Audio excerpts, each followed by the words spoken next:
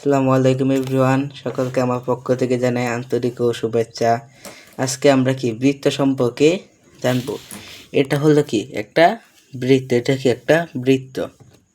এখন এটা কি বৃত্তের কেন্দ্র, মানে কি এখান থেকে বৃত্তটাকে অঙ্কন করা হয়েছে।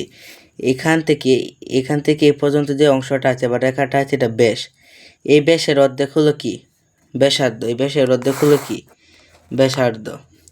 এই যে বাহিরে যে শুধু চাপ চাপ চাপ চাপ দাগ আছে, এটা হলো কি অধিচাপ। আর এই যে ভিতরে যে মূল দাগটা আছে, এটা কি নাম কি পরিধি। আর এই যে একটা রেখা আছে, এটা কিন্তু ব্যাস নয়, এটা কি যা, এটা কি যা।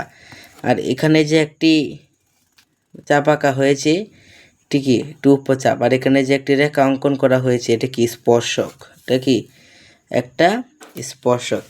এটাই হলো বৃত্তের মূল শ্রেণীবিন্যাস। বৃত্ত এভাবে শ্রেণীবিন্যাস করা হয়। বৃত্তের এখানে প্রত্যেকটি অংশই কি ভালোভাবে তুলে ধরা হয়েছে।